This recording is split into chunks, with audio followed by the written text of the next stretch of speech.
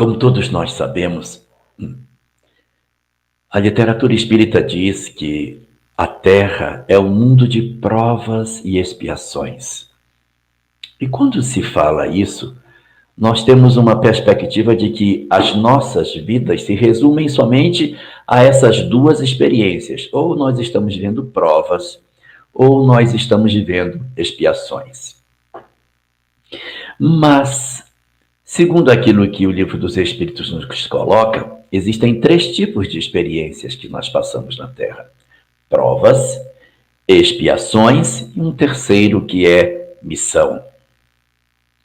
Sem dúvida nenhuma, a maior parte do nosso planejamento espiritual não é a missão. A maior parte do nosso planejamento, indiscutivelmente, são provas e são expiações. Mas todas as vezes que nós recebemos a responsabilidade de fazer algo para servir de exemplo para alguém, cuidar de alguém ou de algo, e que nós fazemos isso por amor, cuidarmos da nossa profissão por amor, cuidarmos do meio ambiente por amor, cuidarmos de animais e plantas por amor e cuidarmos de pessoas por amor, isso, na verdade, já decorre de um longo processo de amadurecimento de sentimentos das nossas almas. Então, quando nós estamos vivendo essas experiências e que o amor é o que nos move nessa direção, nós podemos dizer que não estamos experimentando nessa hora uma situação de prova ou uma situação de expiação. Nessa janela de tempo, nós estaríamos exercendo em nós o germe das possibilidades de executarmos na Terra as tarefas de missão. Missão, sim. Nós também temos a possibilidade de executar algumas coisas de missão. E isso está expresso em O Livro dos Espíritos, nas questões 582 e 583 da obra, aonde Allan Kardec pergunta aos espíritos sobre a missão da maternidade e da paternidade. Quando nós recebemos essa responsabilidade de tutelarmos alguém no curso da existência, exercendo o papel de sermos pai ou mãe dessas criaturas que chegam até nós pela condição de filhos, se o que nos move é um sentimento de amor, nós estamos exercendo nessas circunstâncias uma face muito importante do nosso processo evolutivo, o desenvolvimento do amor e o despertar das características das tarefas de missão dentro das nossas almas frágeis, pequenas, ainda com tantas dificuldades, mas com vários acenos no sentido do progresso, para que nós percebamos a majestade da vida e as grandes possibilidades de afeto que nós já possuímos dentro dos nossos corações. Hoje, portanto, nós vamos falar especificamente disso, da presença daqueles que renascem no nosso lar na condição de filhos. E para isso, nós precisamos levantar o véu da existência e enxergar não somente aquele momento que nós achamos que é o começo de tudo, que seria o nascimento das crianças que vêm para o nosso lar. Não. O processo de vinculação dos espíritos está muito antes do nascimento de quem quer que seja, porque por sermos almas imortais e que já possuímos diversas existências, os vínculos espirituais que nos ligam àqueles que são apresentados para nós na condição de filhos são, na verdade, espíritos que devem ter, muito provavelmente, vinculações mais profundas conosco do que nós imaginamos. Na leitura que o Espiritismo diz, existem basicamente 3 razões pelas quais os filhos renascem no nosso lar. Uma delas são os laços de afeto. Tínhamos amores no passado, amávamos alguém, e esse vínculo de amor trouxe determinadas criaturas que nós amamos para que elas viessem compor a nossa equipe doméstica na condição de filhos. São os filhos amados, os filhos que nos enchem o coração de sentimentos muito positivos quando estamos na presença deles, aqueles que os nossos olhos se enternecem quando nós olhamos, que nós nos derretemos quando assistimos eles no berço, que fazemos tudo o que podemos por eles, porque existe um sentimento indescritível, acima da razão humana, que nos faz buscar exatamente a condição de sermos capazes de exercitar o amor espiritual, o amor com as raias do divino na relação das nossas condições humanas num planeta cheio de tantas dificuldades. São os laços de afeto, portanto, que constituem para nós os primeiros vínculos que nós temos com aqueles a quem amamos e que constituirão, no curso das nossas existências, relações extremamente positivas e muito interessantes no desenvolvimento das nossas vidas. Mas existe um segundo tipo de laço, que são os laços que são chamados de laços da natureza das provas. O laço das naturezas das provas são laços muito típicos, mais para espíritos do início da sua evolução. Na condição atual que nós estamos, a probabilidade de você receber um espírito estranho no seu lar é pequena, porque nós já tivemos tantas existências que é pouco provável que o espírito que renasça no nosso lar não tenha vindo de vínculos anteriores, de laços espirituais que são anteriores ao próprio renascimento nosso e que, portanto, faz com que esses espíritos estejam conosco. Mas pela natureza da prova, são espíritos que renascem conosco sem que eles sejam necessariamente vinculados à nossa história. São espíritos estranhos a nós, mas que se vinculam pelas características das provas que nós iremos passar. Uma prova da pobreza, uma prova de viver num lugar muito remoto, a prova de viver uma condição de uma determinada doença e que a gente se predispôs a acolher espíritos nessa condição, pode significar, de repente, que algumas pessoas, alguns espíritos, renasçam nos nossos lares na condição da chamada natureza das provas. Não tem vínculos anteriores. Mas, como eu disse, à medida que a evolução vai acontecendo, essa probabilidade ela vai caindo em virtude de sermos almas multimilenares e já termos muitos vínculos para que o espírito estranho venha aportar no nosso lar. E há um terceiro tipo de vínculo que nos interessa mais de perto hoje, particularmente, que são os laços vinculados a nós pelo desafeto. Espíritos que eram desafeto do ontem e que, de alguma forma, renascem dentro das nossas casas, na condição que nós imaginamos que nós deveríamos ter. E esses espíritos vêm não de um laço do amor do passado, mas de um laço de desamor. Nós sentimos, na verdade, uma dificuldade de relacionamento com eles. Há uma série de dramas que a gente pode viver em função desses espíritos. E é por isso que hoje, abrindo esse véu que se esconde para atrás do nascimento, nós vamos apresentar o que o Espiritismo nos fala sobre essas diversas circunstâncias, trançando esses casos pelas diversas possibilidades que os filhos apresentam nas circunstâncias do nosso renascimento. Vamos começar, então, a analisar todas essas questões. Diz-nos a doutrina espírita que antes de nós renascermos, nós já desenhamos as partes mais importantes da nossa existência.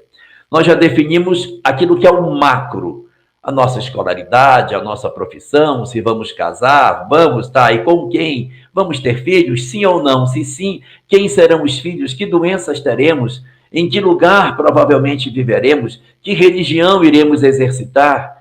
Quais são as dificuldades que a vida vai nos trazer?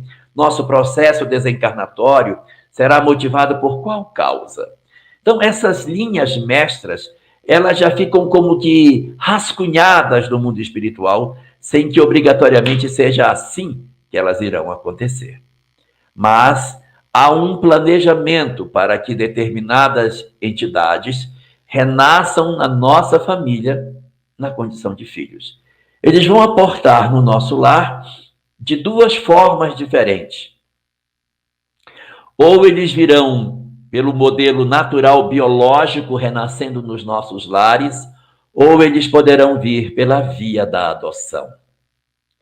Independente deles virem pela via natural ou pela via da adoção, o Espiritismo não os considera de maneira distinta, porque todos nós somos filhos adotivos. Se nós considerarmos que somos almas imortais e que os nossos pais, na verdade, não são nossos pais, são nossos companheiros, são nossos irmãos, o nosso verdadeiro pai, então, é Deus. Consequentemente, por conta dessa lógica, nós sempre somos adotados.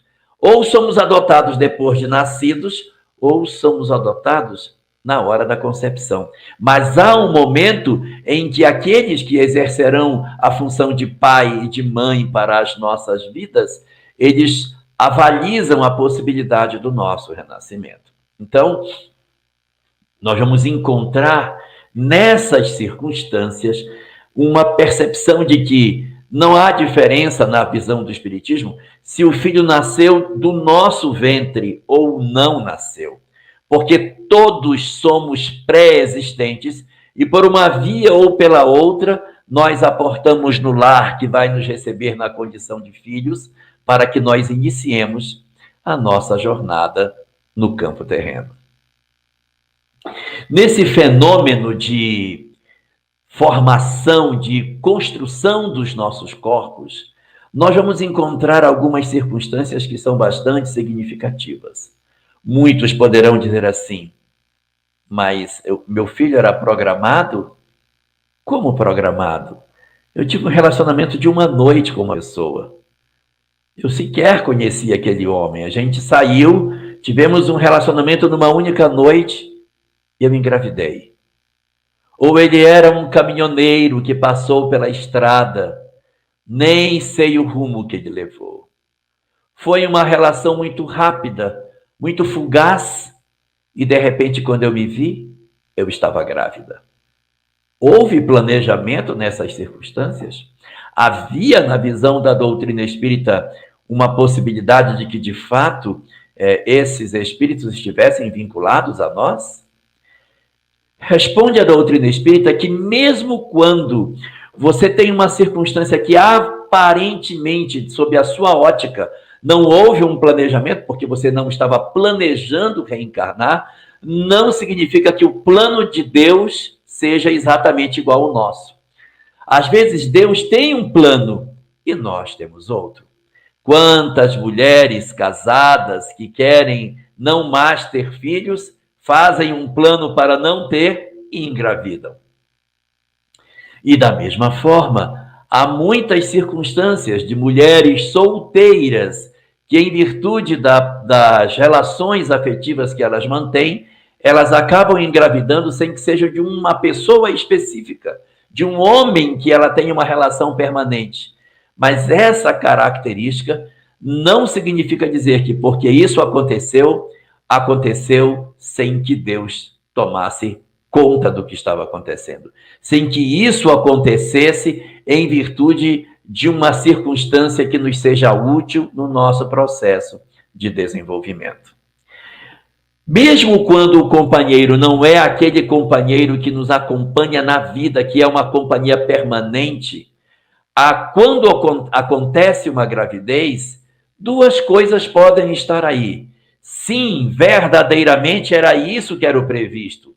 A previsão do mundo espiritual era para que houvesse essa gravidez nessa circunstância. A possibilidade é que acontecesse uma gravidez dentro de um espaço onde não se imaginava que isso fosse se dar. Isso é uma possibilidade. Mas estava programado para que fosse assim. A mulher, numa determinada idade, num relacionamento que nem era o mais significativo, ela acaba engravidando. Por quê? Porque havia um interesse para que experiências relacionadas com a maternidade na condição da mulher sozinha fosse exercitada pela mãe. Qual é o sentido disso? Ah, quantas mulheres hoje possuem alguns conflitos da maternidade de outras eras. Então, hoje elas engravidam na condição de mães solteiras para provar a Deus a capacidade de amar que elas têm no momento presente. Não sei se me faço claro no que quero dizer, mas muitas vezes nós arrastamos do ontem de outras existências determinadas experiências da maternidade que não foram felizes. A minha relação com a maternidade não foi boa e por isso eu renasço novamente numa condição de mulher e eu sou desafiada na minha condição de maternidade, experimentando um quadro de gravidez solteira. Mas, meu Deus, por quê? Por que isso?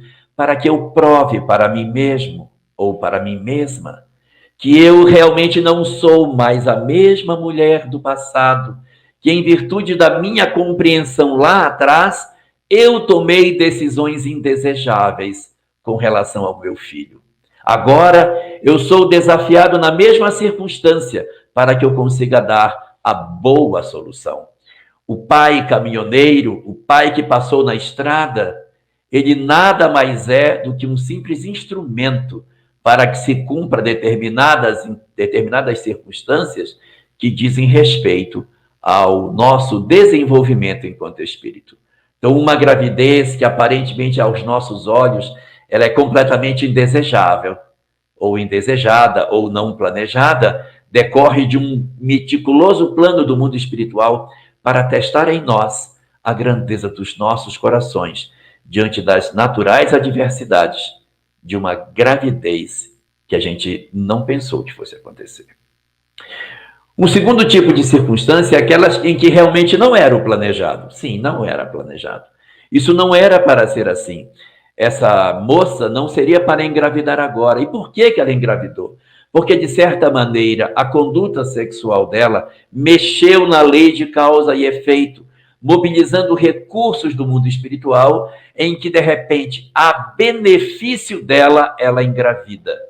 Era o planejado? Não, não era isso para Preto. Não estava planejado. E por que aconteceu? Aconteceu como instrumento natural do processo de refrear do espírito.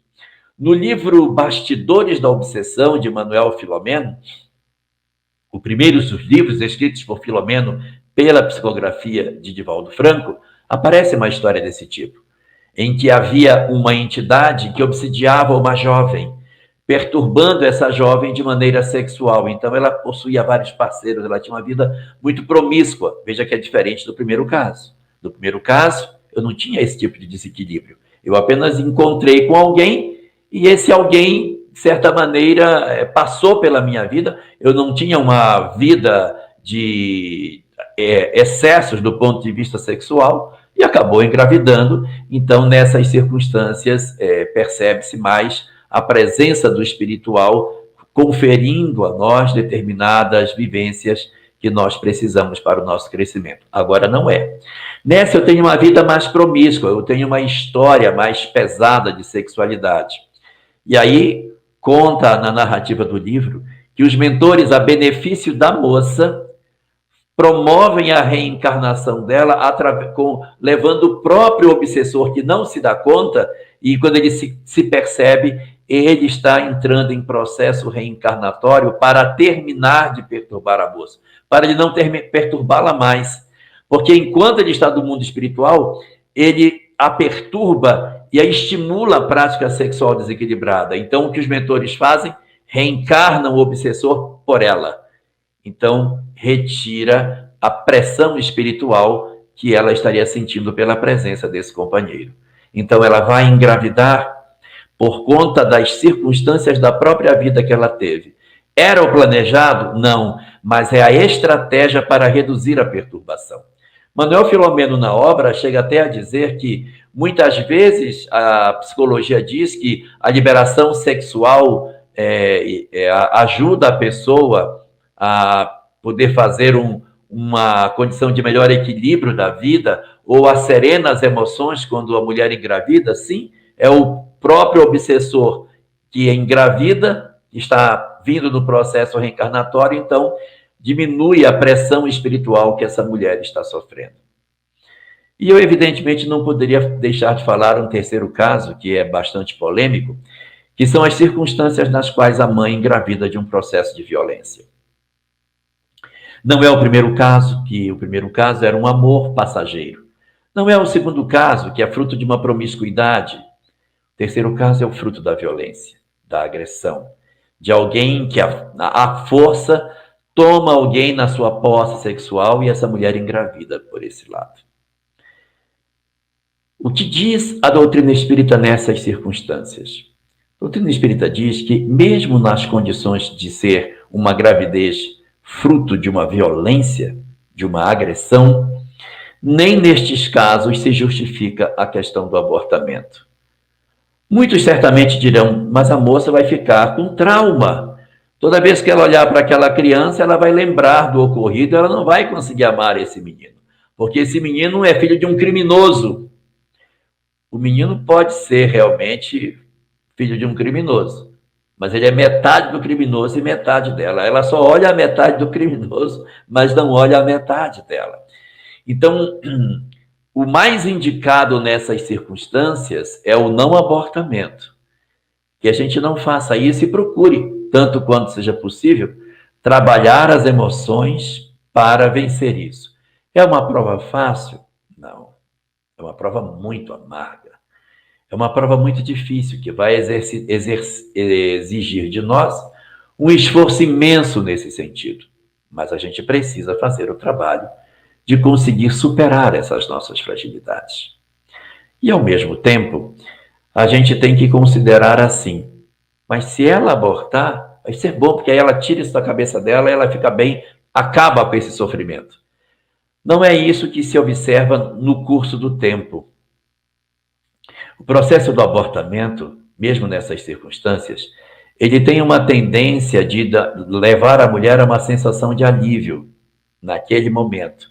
Mas a partir do momento que o tempo vai passando, à medida que o tempo passa, ela vai sentindo umas ondas de tristeza, de angústia em função do ato cometido. E isso pode levar a uma ampliação significativa dos índices de depressão, de suicídio, de infelicidade no futuro. Então, a benefício dela, a melhor estratégia seria o não abortamento. E para aqueles casos em que se diga, mas eu não consigo, eu não suporto. A ideia, eu não consigo admitir que eu vá ter um filho dentro de casa nessas circunstâncias. Então, para os casos que não tiver jeito, você tem a criança e entrega para adoção. Mas eu vou entregar um filho meu para adoção? Ele é meu filho, mas você estava querendo tirar ele. Então, é melhor então que você doe, confira vida a ele e ele segue para uma família que possa adotá-lo. Já que você não tem capacidade, e a gente entende, porque os traumas de cada um são os traumas de cada um, não tem estrutura para suportar criar uma criança fruto de um processo de violência, então a gente termina a gestação, repassa para adoção, justifica para assistente social que a gente não tem estrutura, o acompanhamento psicológico não funciona, então a criança segue, mas segue com vida nessas circunstâncias. Então, para a leitura que o Espiritismo nos apresenta, o processo de surgimento de uma encarnação, ele pode ser planejado perfeitamente, sonhado, querido, e aí vai acontecer o que é o previsto, e ele pode ser um planejado pelo mundo espiritual, mas não planejado por nós, que são aquelas circunstâncias de relações fortuitas que de uma hora para outra surge. Eu não esperava, mas o mundo espiritual estava querendo que acontecesse. A terceira circunstância são os filhos fruto da promiscuidade, que não são necessariamente programados, mas acaba se aproveitando essa janela para que, através desse instrumento, haja um refrear da lascividade das pessoas e a redescoberta dos propósitos superiores da sexualidade. E, como última circunstância, essa relativa ao fenômeno da agressão, da violência, em que a doutrina espírita considera que o abortamento não seja a melhor opção e, nos casos que não tenha jeito, que a gente faça a entrega da criança para a adoção. Passado essa discussão sobre a questão do processo do planejamento reencarnatório, nós temos o início da gestação. E diz-nos a doutrina espírita que à medida que o tempo vai passando, o espírito vai então se enraizando no corpo. Nós vamos então, à medida que a nossa gestação foi acontecendo, nos aproximando daquele material genético que nos era oferecido, modelando em cima dele as características que nós possuíamos. Nós juntávamos duas grandes componentes. Uma componente, o material genético dos nossos pais. A outra componente, a minha herança espiritual. Quem sou eu como espírito? E em cima daquele material genético que meu pai e minha mãe me deu, eu imprimo as minhas características. O material genético de minha mãe e meu pai é saudável, mas eu sou um espírito que tenho problemas pulmonares. Quando eu tento renascer, eu promovo mutações no material genético, favorecendo o surgimento de determinadas doenças pulmonares ainda dentro do útero, fazendo com que a criança renasça com determinadas características físicas que dizem respeito não ao presente, mas ao passado. Não aos genes que seus pais lhe deram, mas à história que o espírito possui. Dentro dessa circunstância, portanto, o que a gente vai observar? A possibilidade de surgimento de determinadas enfermidades ainda no curso da nossa gestação. Analisando a questão do acompanhamento daquele que seria o modelo de gestação que a gente tem e os conflitos que muitas mulheres passam em virtude dessa situação, a literatura da psicologia associada ao espiritismo observa 7 fenômenos diferentes que podem dar origem ao desejo da interrupção da gestação.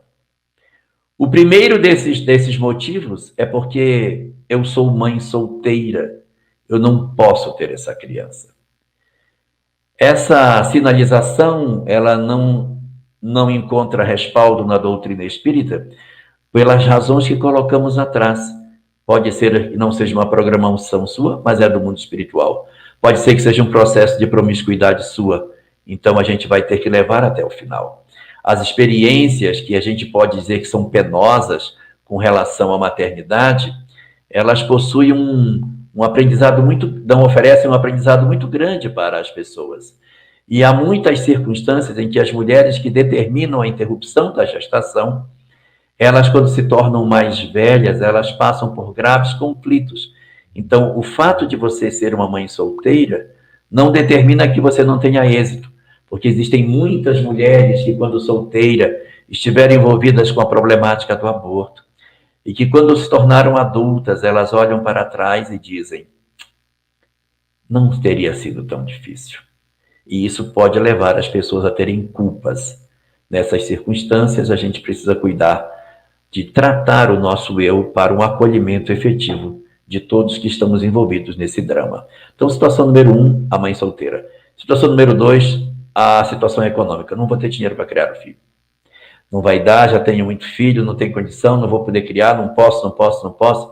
Então, se a gente não pode, a primeira coisa a perceber é que a gente não precisa de tanto dinheiro para criar uma criança. Nós é que criamos umas expectativas de que tem que ter muito dinheiro para que as pessoas possam ser mais felizes. Isso não é verdade. Porque se fosse assim, os lares ricos não teriam problemas. E todos os lares pobres seriam lares infelizes. E nós conhecemos tantos lares pobres, cheios de amor e de harmonia, e tantos lares ricos, cheios de dor, mostrando para nós que a condição econômica não pode ser considerada como a função efetiva para justificar um abortamento.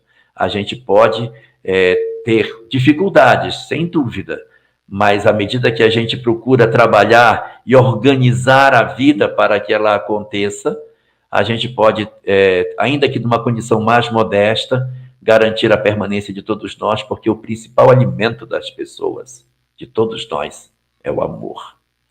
E isso não custa dinheiro. Nós, na verdade, podemos até dizer assim, mas eu não tenho a mínima condição, não tem, não tem, não tem. Se você não tem, mas não tem mesmo, considera que não tem, procure um centro de assistência social. Entregue a criança para uma adoção. Se for o caso, ouça os psicólogos, ouça a assistente social, que de repente ela vai encontrar uma articulação para que você consiga encontrar uma solução para esse drama. Situação primeira, a mãe solteira. Situação segunda, o problema da economia. A situação terceira, se eu tiver um filho, meu corpo vai mudar. Não terei mais o corpo que eu tinha. Vou ter um corpo flácido, vou ter estrias, vou ter uma série de mudanças. Não terei mais a estrutura biológica que eu tenho agora. Os nossos corpos não foram criados para serem sempre jovens. Nós estamos na Terra para viver em cada fase da vida as experiências que ela pode nos dar. Não adiantaria muito um soldado voltar da guerra com o uniforme intacto, sabendo que os seus colegas de grupamento foram agredidos, morreram no campo de batalha, mas você voltou com seu uniforme limpo. Isso não dá medalhas ao soldado. Nós, quando estamos na luta, na batalha, nós temos que oferecer o que a gente tem. E os nossos corpos não foram construídos para continuarem sempre jovens. É uma ilusão da nossa parte, um apego desnecessário, que sinaliza para nós a nossa vaidade e o nosso egoísmo, impedindo que a gente desenvolva determinadas potencialidades que a vida pode nos oferecer da vida em família. Então, essa circunstância também não é considerada pela doutrina espírita como justificável para a questão da interrupção da gestação. Então, nós já temos aqui a primeira, que é a mãe solteira, a mãe com dificuldades econômicas, a mãe que não quer que seu corpo se modele, os problemas que são relativos ao casamento. Ai, meu casamento está um inferno, a gente não consegue se manter. Se vier uma criança, aí vai acabar de vez. Às vezes estão. Às vezes a permanência de uma criança pode representar a união do casal. Sabe, mas se meu marido souber, ele me abandona. Então o casamento já está bem difícil. Então você vai optar por uma relação frágil de alguém que já está saindo da sua vida em relação a uma outra criatura que está chegando para ser para você pelo resto da vida. Você está trocando, então, o permanente pelo temporário. Não vai valer a pena. Essa justificativa também não é acolhida por aquilo que a doutrina espírita nos acena. Uma outra situação que é colocada, a situação número 5, é aquela na qual se diz que a criança é doente. A criança vem de uma deficiência física ou mental, a mãe teve rubéola e deverá provavelmente ter um filho com problema, surdo ou doente mental. A mãe tomou talidomida e a criança deverá talvez nascer com deficiências físicas. Houve um problema, a mãe teve zika e a criança pode nascer com anencefalia. Ou, independente dela ter tido algum tipo de moléstia, houve um processo de má formação, a criança que vai nascer é uma criança problemática, então eu vou já interromper o fio da vida para não gerar um problema social, que seria o nascimento dessa criança. A doutrina espírita considera que, mesmo admitindo que uma criança com deficiência física, mental, possa ser conceituada como um problema social, o que na verdade não é, mas possa vir a ser, ela é uma solução espiritual. E entre as circunstâncias sociais, que são tão pequenas e rápidas e frágeis, e a solução espiritual que permanece conosco e segue pela eternidade, fiquemos com a solução espiritual. Então, se alguém vai ter um filho e esse filho tem uma deficiência física ou mental, segundo a doutrina espírita, não justifica o processo da desvinculação, do corte do fio da vida, porque as experiências que o espírito vai ter serão importantes para ele e para nós também. Mas ele só vai viver 24 horas. Ele vai viver 9 meses, mas 24 horas. Para o espírito, importantíssimo. Para nós, importantíssimo tomar a decisão de continuidade da vida ou não desse espírito. Isso é muito importante para o fenômeno de desenvolvimento das nossas vidas. Por isso, nós temos que considerar que, mesmo nas circunstâncias de uma deficiência física ou mental, haverá um aprendizado muito importante para o espírito. Haverá um aprendizado também pela possibilidade de deixar no corpo físico parte das imperfeições que a gente possui.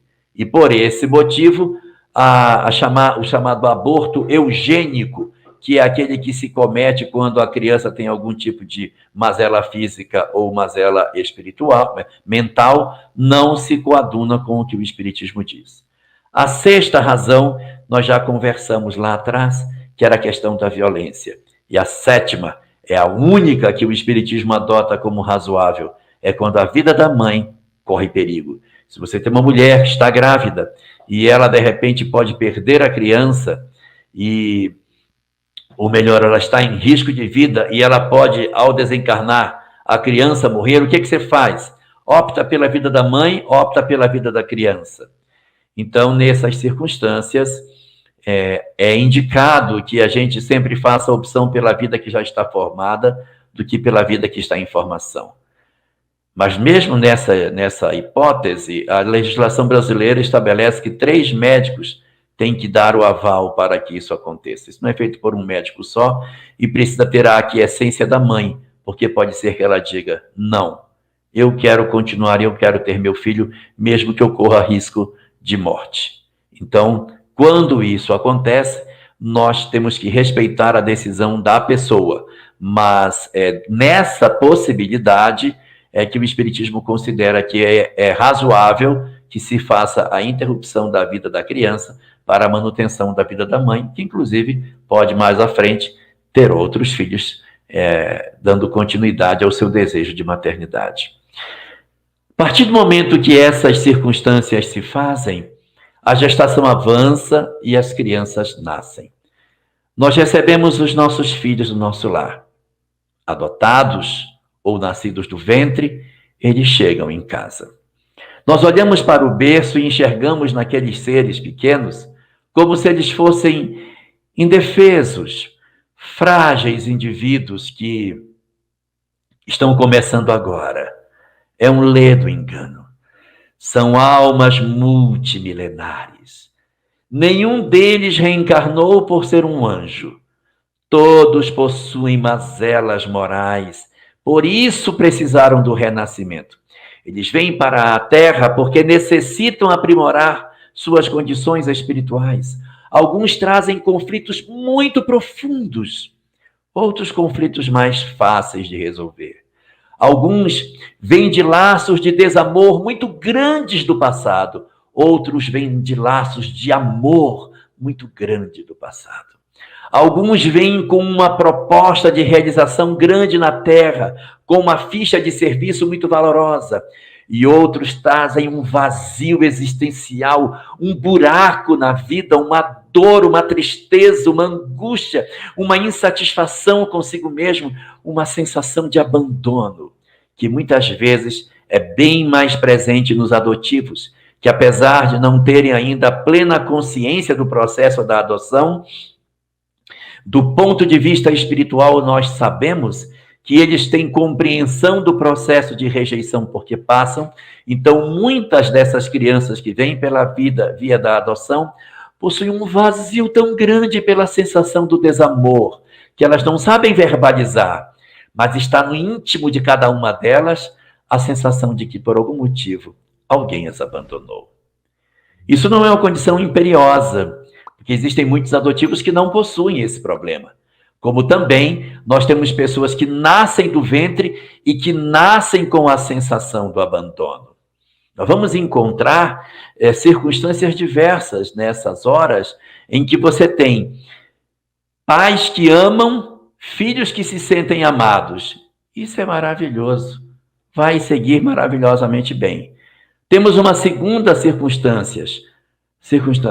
Pais que amam, filhos que não se sentem amados. Eu faço tudo, mas não enche a taça. Continua depressivo, continua se sentindo abandonado, continua procurando uma vida de desequilíbrios na tentativa de compensar um abandono que nem sequer existe. Nem sequer existe. Então, eles se tornam rebeldes, se tornam filhos difíceis.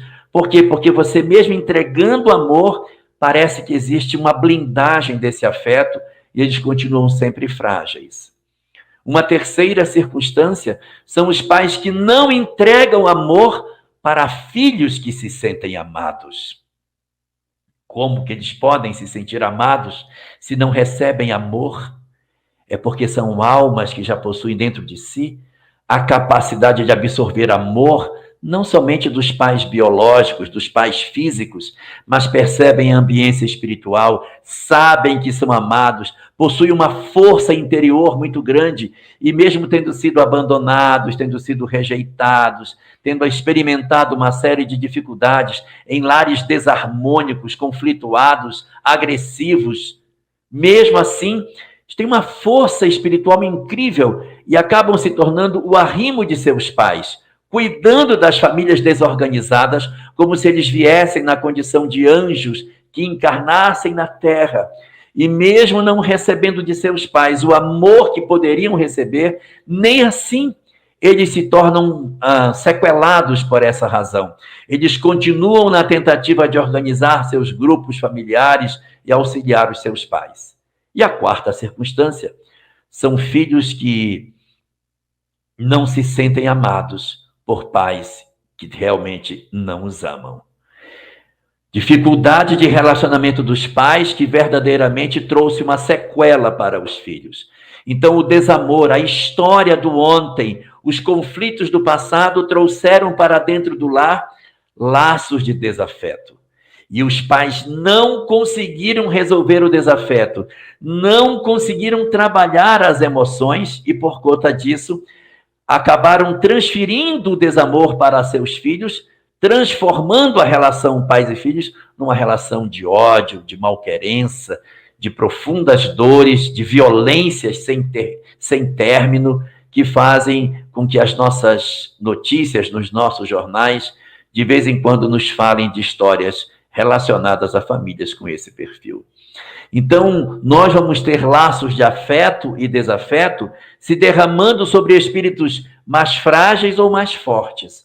E é essa circunstância espiritual que os nossos filhos possuem, e é esse fenômeno de cuidar ou não cuidar dessas crianças que vão, de certa maneira, forjando, lapidando as características nossas, em que os indivíduos vão atravessando a infância e vão experimentando o amadurecimento das suas emoções.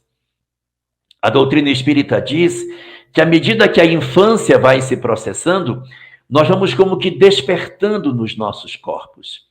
A cada momento novo da existência, o espírito vai como que despertando no corpo físico que ele recebeu.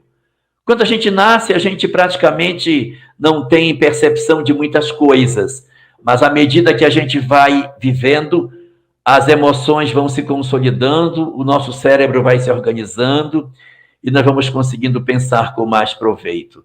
Nós vamos começando a perceber o amor, o desamor, vamos descobrindo as emoções que nós temos. Quando você tem um bebezinho, você põe no colo, você nem sente rejeição nem nada, você cuida. Ah, ele parece com você, meu bem. Então, acaba criando essa identidade até pela semelhança física que nós temos com os nossos filhos. E à medida que o tempo passa, que a gente vai amadurecendo em termos corporais e vai, digamos assim, se assenhorando do corpo, as nossas emoções com relação aos nossos pais vão ficando mais nítidas.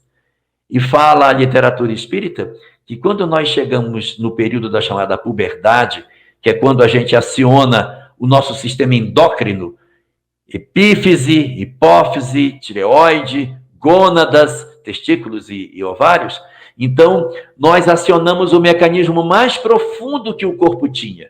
Porque a gente teve que primeiro aprender a andar, a falar, a fazer conta, ter a coordenação motora grossa, a coordenação motora fina. A gente foi se assenhorando do corpo.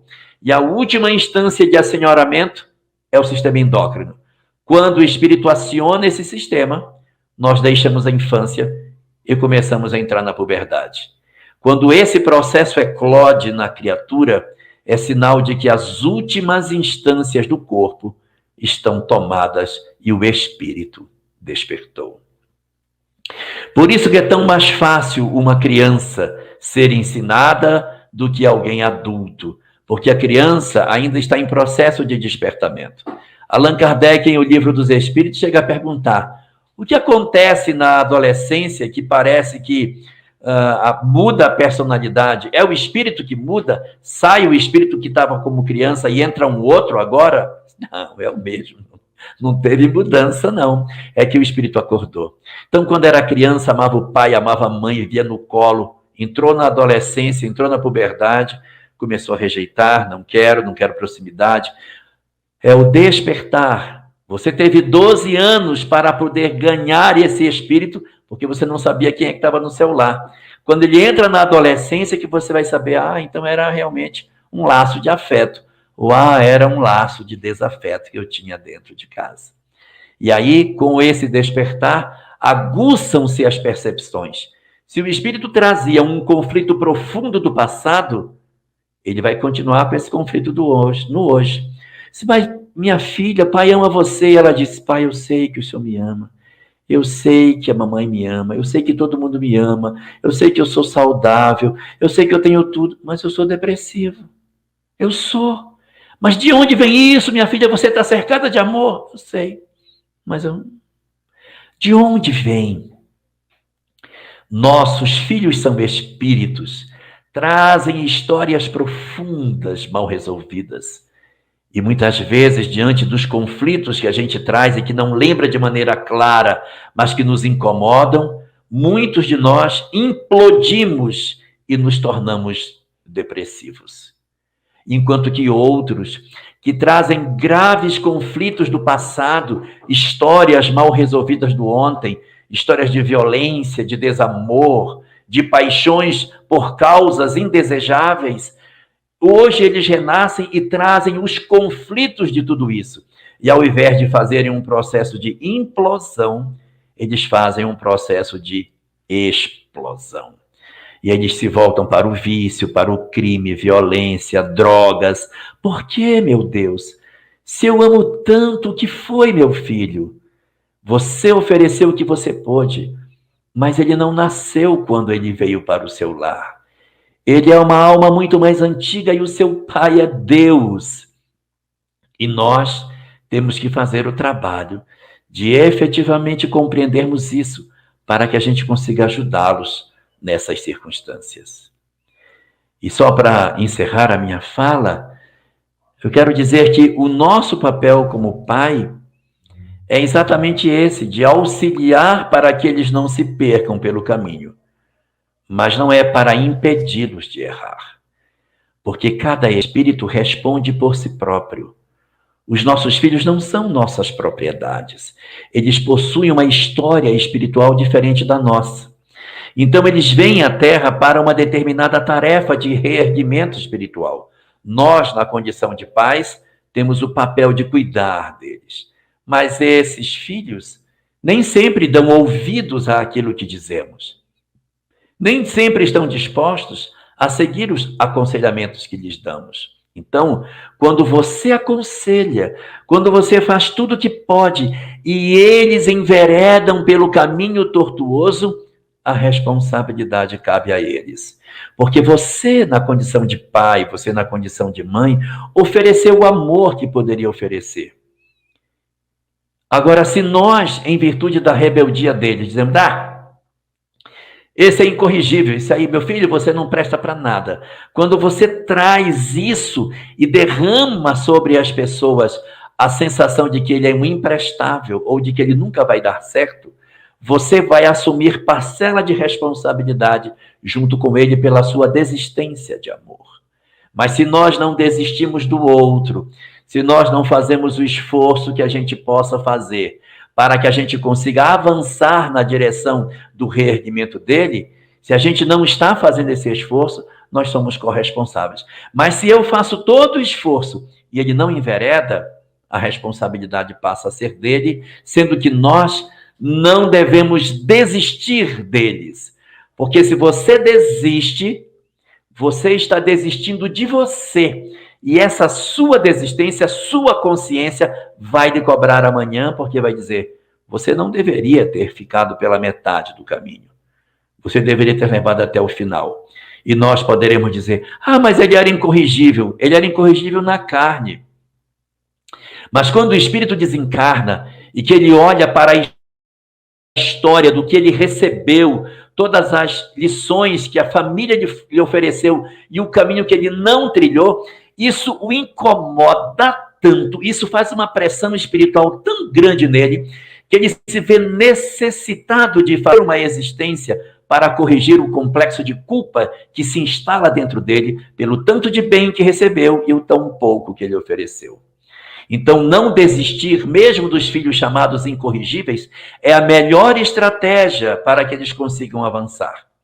Porque se você desiste, ele chega no mundo espiritual e diz, minha mãe desistiu de mim, meu pai então nem me procurou mais. Então, é um indicativo de que, de certa maneira, nós estamos desistindo da nossa capacidade de ajudá-los. Essa circunstância, portanto, é que nos leva a perceber a grandeza das responsabilidades que estão depositadas nas nossas mãos diante da possibilidade de sermos pais e de sermos mães. Muitas são as circunstâncias que se impõem nessa questão, exigindo de nós um esforço para que a gente consiga fazer tudo o que a gente puder. E se chegar a um ponto em que o processo de sufocação for tamanho que a gente não consiga mais conviver, a melhor estratégia é não cortar o laço, não desaparecer, manter o contato, mas garantir uma distância, se assim nos for possível, para que nós tenhamos paz nas nossas vidas.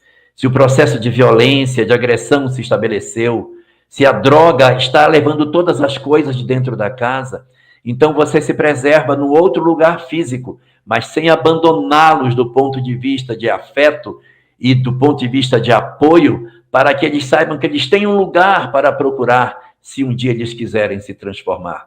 Mas você procura fazer uma maneira de se preservar, para que você não perca a sua sanidade ao viver num ambiente totalmente destruidor das nossas emoções.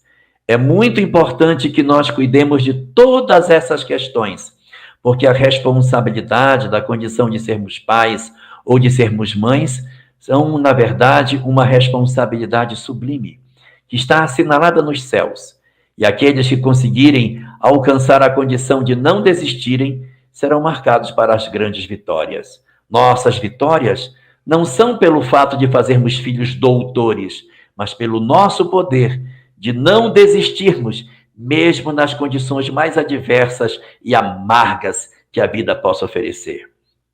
Se nós entendermos o propósito superior de tudo isso, nós não vamos querer tanto filhos doutores, ainda que isso seja maravilhoso, mas estaremos muito mais preocupados em fazer um esforço efetivo para poder não desistir dele e de nós, exercendo o papel que a gente deve fazer, na certeza de que nós não estamos sozinhos, de que a espiritualidade nos apoia, nos consola, nos envolve, nos esclarece e nos conforta nos nossos momentos de crise.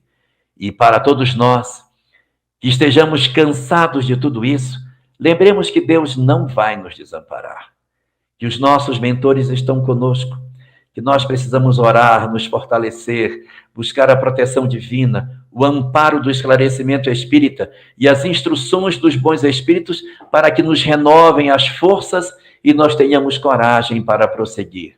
Lembrando todos nós que no Evangelho segundo o Espiritismo há uma frase que está colocada no capítulo 14 e que nos leva a profundas reflexões para essa tarde de hoje. Dizem os Espíritos: lembrai-vos, todos vós, que um dia se vos perguntará: o que fizeste dos filhos confiados à vossa guarda. Não é necessário que eles estejam todos no panteão ou nos pódios, mas é preciso saber o que foi que nós fizemos com eles, não o que eles fizeram com a vida deles, mas o que foi que tu fizeste na tentativa de resgatar as almas que te foram confiadas.